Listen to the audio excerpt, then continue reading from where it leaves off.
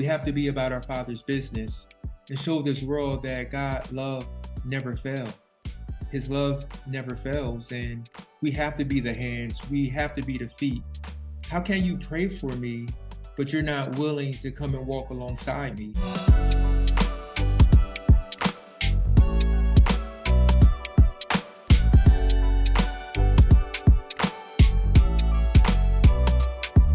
In the 6-year history of St. Simon of Cyrene Orthodox Mission, there have been 4 leaders to come through our doors and move on into leadership positions. And one of them we're interviewing this evening, Cornelius Grandberry, who's currently in his 2nd year at Hellenic College, Holy Cross Seminary. Let us welcome Reader Cornelius Grandberry to our program. Thank you so much for having me. Thank you. Well, Cornelius, it's my understanding that you came from a charismatic background. Could you please share with us in your time of being formed there, your background, and even your ministry efforts, being a minister and elder in the Pentecostal confession?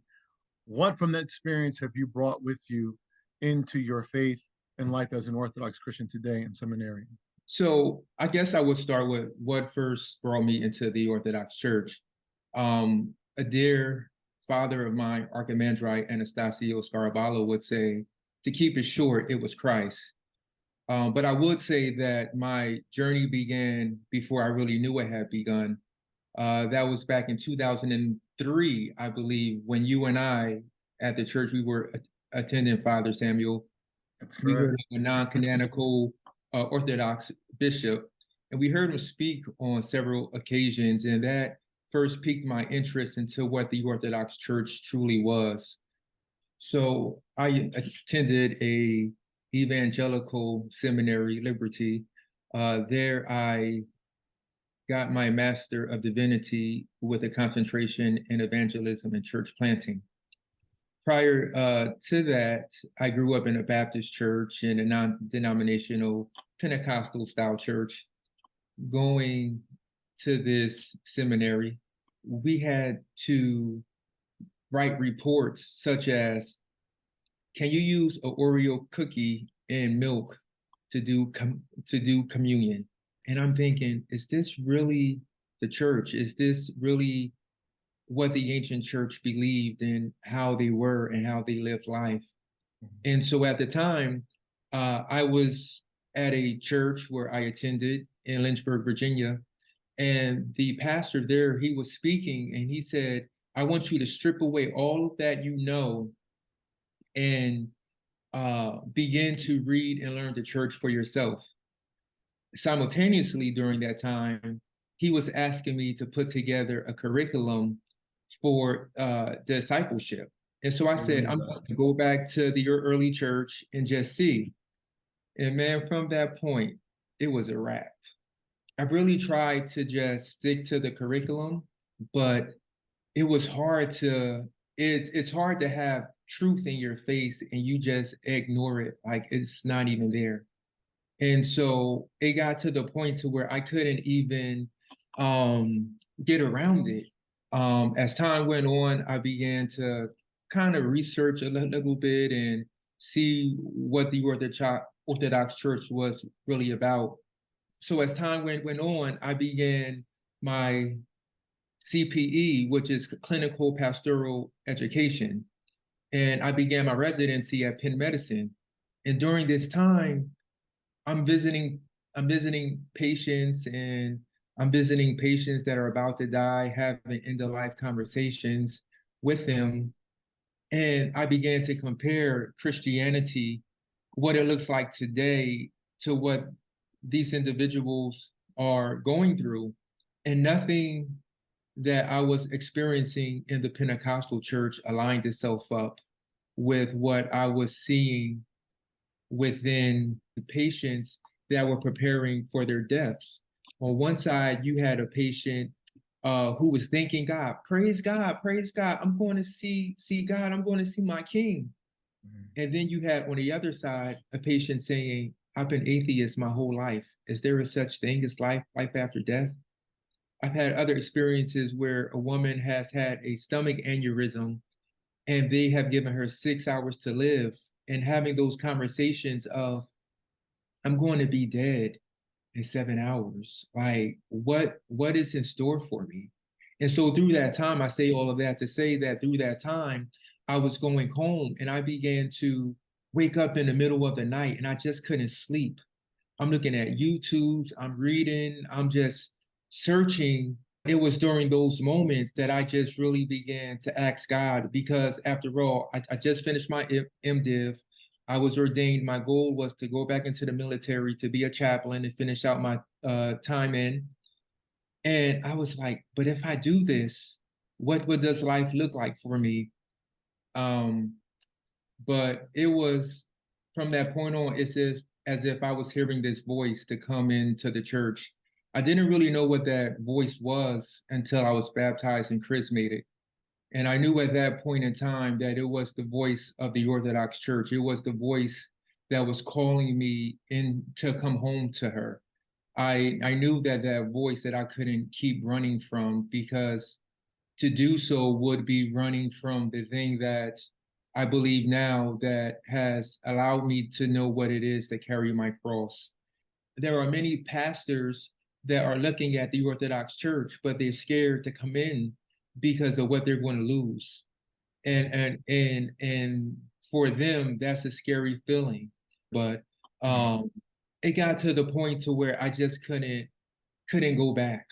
And so by the time I visited your church, Father Sam, for the first time, I had already knew that I wanted to convert.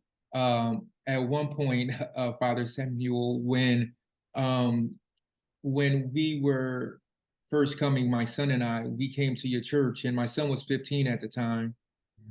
And my son reached over and he said, Dad, do you feel that? And I'm like, feel what? Boy, what you saying right now? You know, what you talking about right now? And he said, I have felt the peace of God. And it was that peace, it was that longing for something more that we couldn't really describe in the Pentecostal church that we found in the Orthodox Church.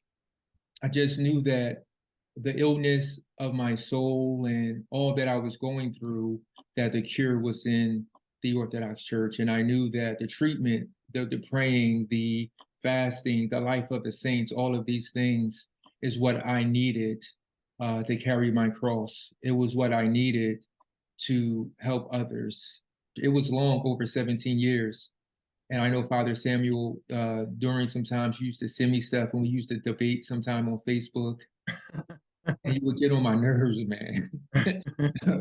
but but thank God, you know, for that. You know, the Bible says that we overcome by the blood of the Lamb and by our testimonies. And I believe that it's our testimonies, it's your testimony, you know, of your background, is others, Father Paul Abernathy, Father Moses Berry, different Black Americans within the Orthodox Church. And we just have to continue telling our testimony. And I know with that, that others will come into the church. In your work as a chaplain, and we've talked about this in the past about the importance of lay chaplaincy. Yes. You just spoke briefly about the experiences that you've had in those very telling conversations at the end of someone's life. Can you please, for our viewers, expand more on the importance of lay chaplaincy and its need within the church? Yes. I believe that lay chaplaincy is liturgy being walked out. There are, as we know, there are people that will never come inside the church. They're just not coming. They'll come if someone passes away. They'll come if there's a wedding or a baby christening. Outside of that, they're not coming in. There's a great need for chaplaincy, and I will also say for those women who feel like that there's nothing for them to do in the church besides chant or education, I would say to truly look into the chaplaincy field. I'll just give a quick plug. acpe.edu is the site.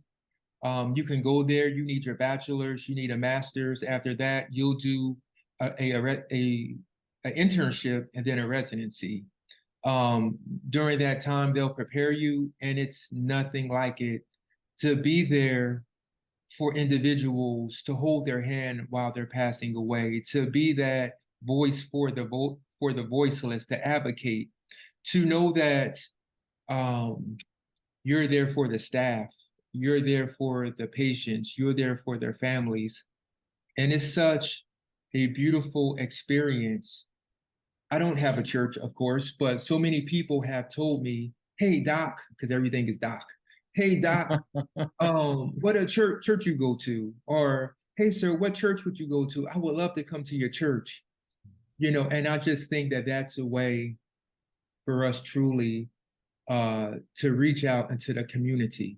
There's all different types of chaplains. There's all different types of those that specialize. They have palliative care, mental health, ICU, any type of chaplain, any area of chaplaincy, any type of field of chaplaincy that you're looking to get into, there's something there. And one of the things that I've learned also about the church, how we talk about the church as a hospital.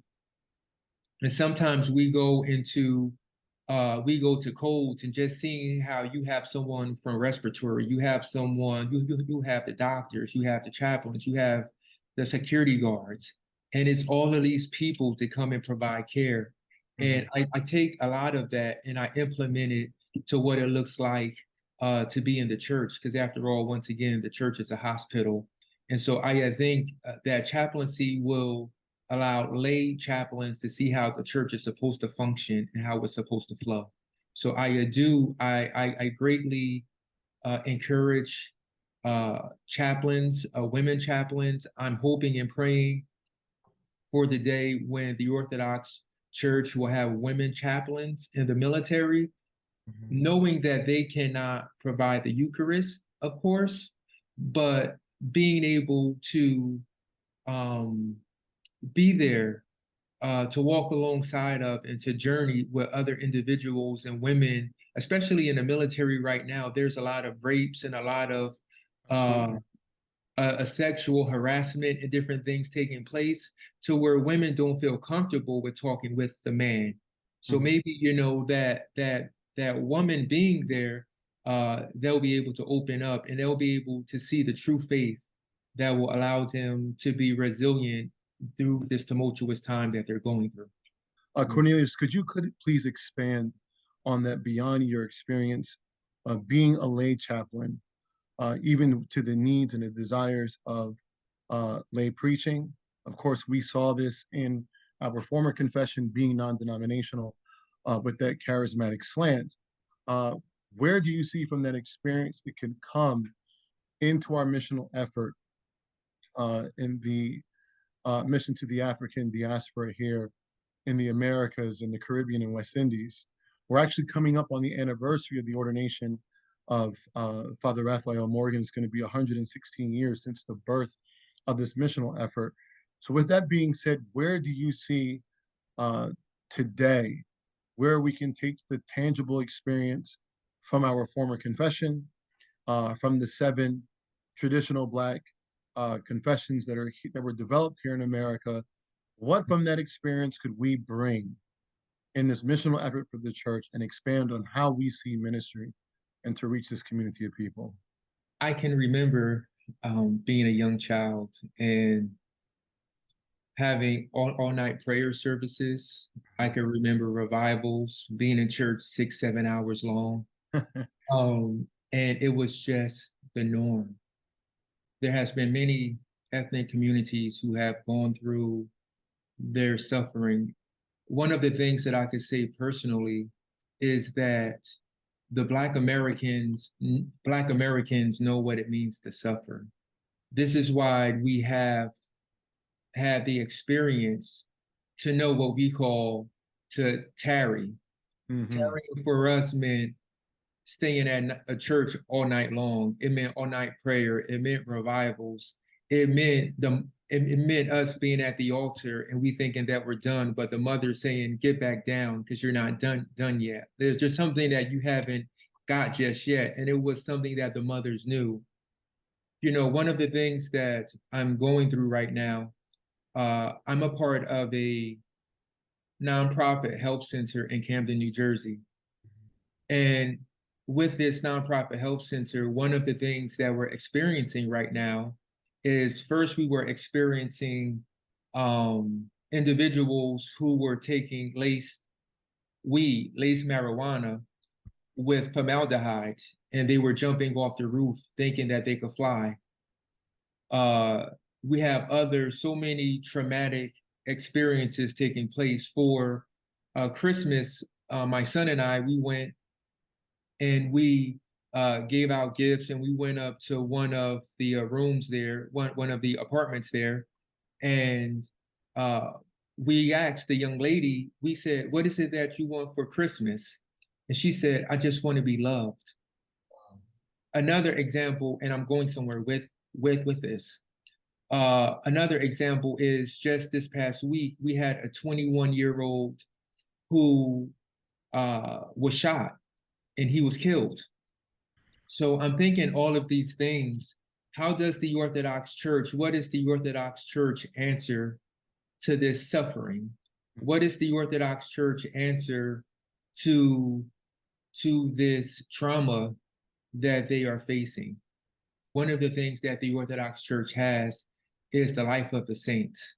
And what I find in the church is being able to know that, one, when I take the Eucharist, that I'm communing with my loved ones. I'm communing with my sister who has passed away. I'm communing with the saints. I'm communing with all of those that have gone on before me. And I know that when I commune with them, that they're praying for me. I know what it means to be in relationship with the saints. And one misconception I can remember is, and I'm going off track, but I'll bring it back in, is, as an Orthodox or wanting to convert into it, is me saying, I don't want to pray to no Virgin Mary. I don't want to pray to no saint, but God has a way of doing things. I had a dream one night, and I'm not going to be Martin Luther King right now, but I had a dream.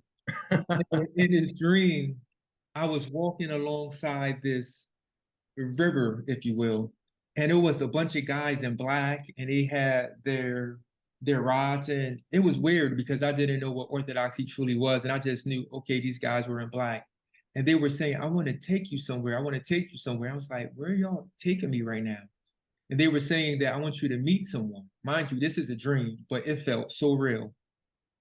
So we get to this place and we get to this room, and in the room, I see like this light shining, this goldish light. I don't know how to describe it. I just knew where I was and whose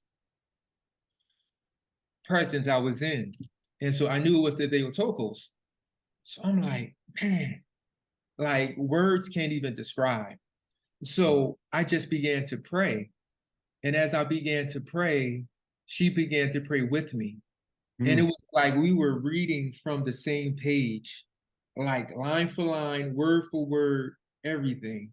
And from that point on, I never had a problem with praying to the Theotokos. I remember you saying to me at one point in time, Father Samuel, you said, if you don't want to pray to the Theotokos right now, that's fine.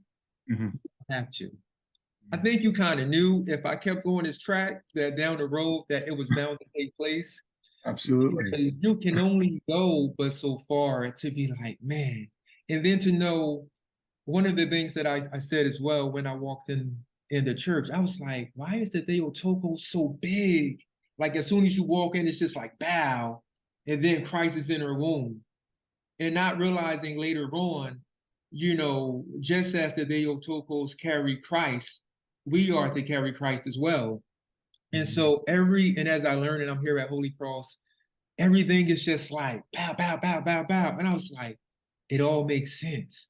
And not that I don't want to romanticize it, but just the reality and the revelation that we receive. I believe that, like I said before, once you begin to see and live and hear and go into these services, and you're hearing the lives of the saints, and so was martyred on this day, and this person was martyred on that day, it gives me hope, and to know that if they went through it, then I could go through it too. And I think that's what the Orthodox Church offers. It offers a sense of hope. It offers the ability to know um, that we are in unity together. You know, that we're in unity with heaven. And as I said before, knowing that I can ask the saints to pray for me, knowing that I can ask them to be with me, and knowing that I'm never alone and by myself. We see in the medical field with mental health that there are so many people, there are campuses being built for mental health right now. And one of the things that I see is I go when I have 18-year-olds saying to me, I've attempted suicide 5 times. I know that it's going to happen. It's just a matter of when. And it's because they're so worried about the anxiety, everything that they're facing. And what the church offers is how to suffer and to find peace in the midst of the suffering. And I think that we as Black Americans, we're used to suffering, but I don't think that we've learned how to find joy in the suffering. I think I like that. and I think that what the Orthodox Church does for us, it allows us to find joy in the midst of the suffering. And it's the testimony in the lives of the saint that we find within the Orthodox Church that allows us to truly persevere. We have to be about our Father's business and show them and show this world that God love never fails. His love never fails. And we have to be the hands, we have to be the feet. And we just can't throw a check at it. We just can't say, oh, we're sorry, we're going to pray for you. How can you pray for me, but you're not willing to come and walk alongside me? How can you say that this is, oh, we're one, we're not one, because you're over there doing your own thing and I'm over here going through. Am I my brother's keeper? And if I am, then I need to do what Christ did. I need to go out and I need to share in their suffering. You know, one of the things that the Orthodox Church provides is the ability to sit in the place of suffering, but as well sit in the place of experiencing the resurrection. I don't know if that makes sense, but it's like this dual balance. Like I'm suffering, but I'm experiencing the resurrection at the same time. And that's given me that joy and that peace that I was talking about before. One of the things that I see in the Orthodox Church, and I think that we learn as parents, is showing our children what it means to suffer. I was visiting a patient once, and she has MS. She has MS, and I was talking with the mom, and the mom said to me, she said, Chaplain Kevin, if my if my daughter wasn't poked and prodded, then she would think that something is wrong. She said she's so used to suffering that if she's not suffering, then she doesn't have joy. And so she said that's all that she knows. She said that the doctors sometimes and the nurses, when she brings her into the hospital, that they think, oh, she's fine, because she has this big old smile on her face and she's laughing and so on and so forth. And she's like, no, something is wrong because I know my child. There's something wrong with her. And so they run the tests and everything, and they come back and see, hey, something is wrong. And she says, I know, because I know my child, you know, and I say that to say that, like I said, we do our children a disservice when we don't allow them to see us suffering. This is why I believe that our children are going through many things when it comes to their identity, when it comes to the peer pressures of this world, because they haven't seen us suffer. So it is in us suffering.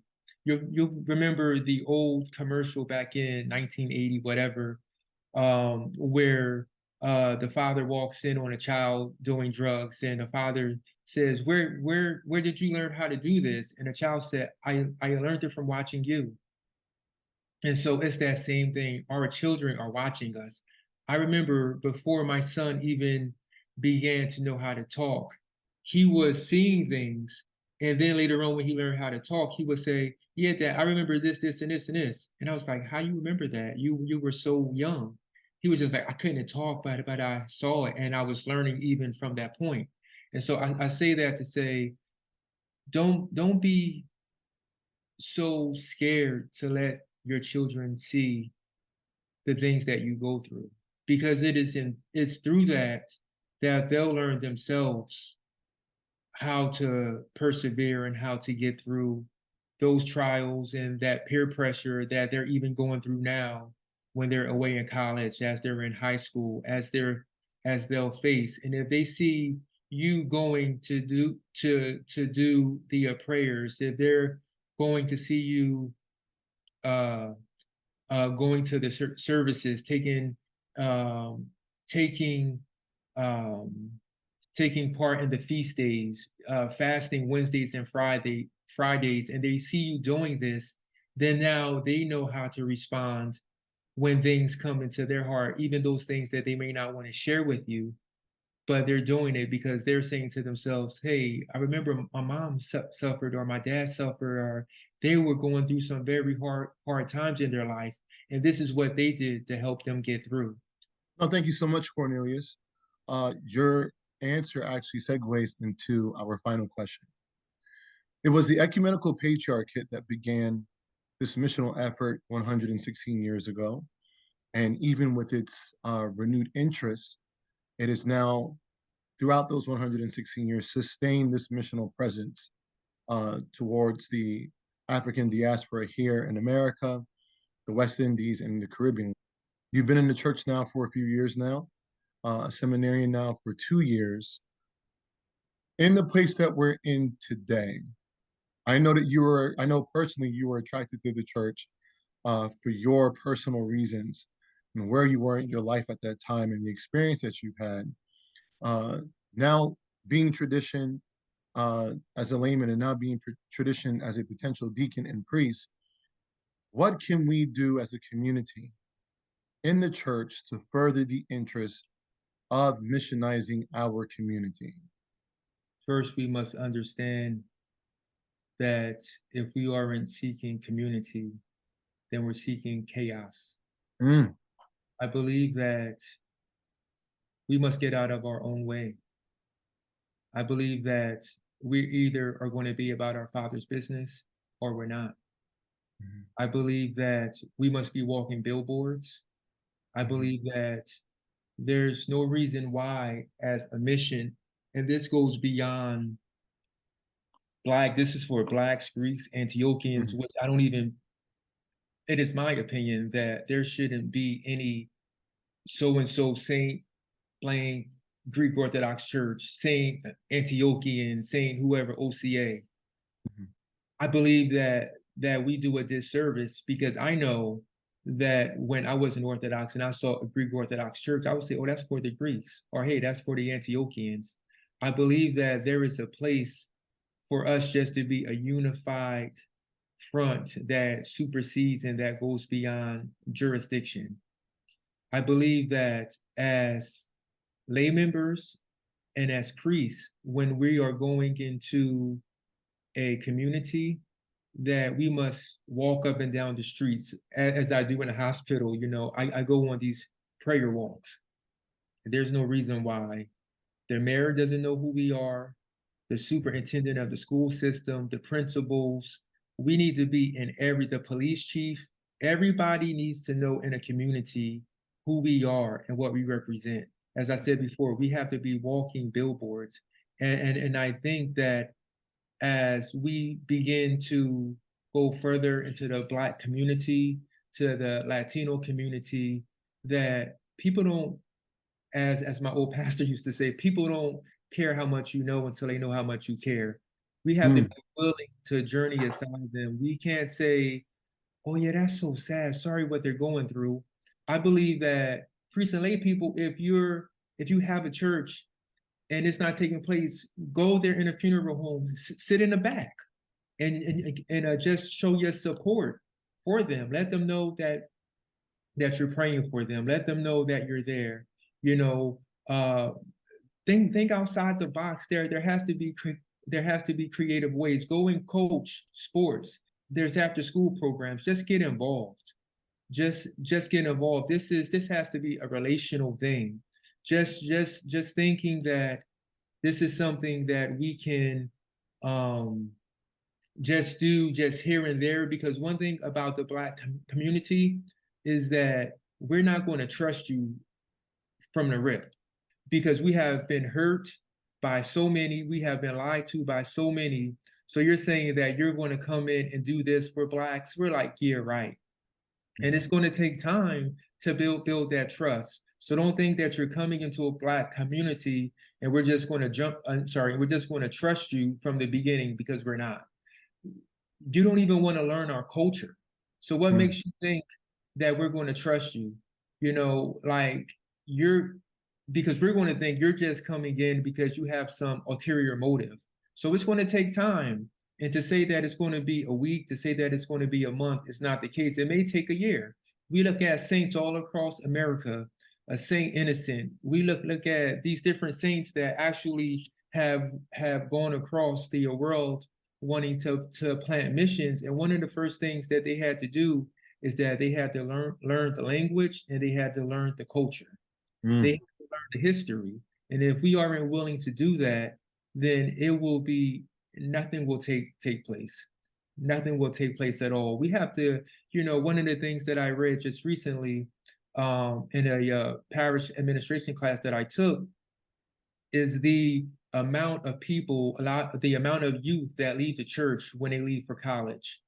I thank God for Crossroads, which is a program, a ministry within the Orthodox Church, but there's no reason why we as Black priests, we as Black lay members, we as the Orthodox Church across the board shouldn't be going onto HBCU campuses and telling them about the Orthodox Church. My son goes to North Carolina Central University, and he's one of the only Orthodox Christians. Nobody is talking about Orthodox Christianity.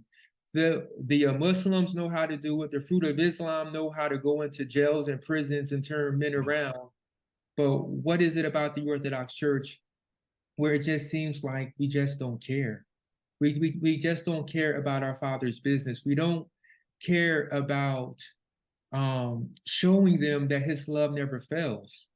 Our Father's business is showing the world, showing our community that His love never fails, and that He's there to be with us. And that is something about knowing that you have people that truly care. I remember one of the things that truly allowed me to join the old mini mega church that we attended at that time is because we did community together. It was like we was at the pastor's house. I'm not saying everybody has to go to the priest's house or anything like that, but we were all at the house together. We would go to work, others would go to school, then we'll come back and get back together all throughout the week. And it was just something about the community aspect. We would go to church, we would come back, watch movies, go bowling, play pool, and we just did life together. And it's something about doing life together. And if we as the Orthodox Church aren't willing to do life with one another, then we'll remain stagnant. Yes, there are people coming into the Orthodox Church, but I think that we are doing ourselves and stewards of the kingdom of God here on earth a disservice when we're so consumed about ourselves, which is one of the reasons why I left the Pentecostal non-denominational church, because it was all about I. And what I find in the Orthodox Church is the community. It's the community of believers that come together and we love on one another. We love one another. We have the saints. We have the Theotokos. We have the fullness.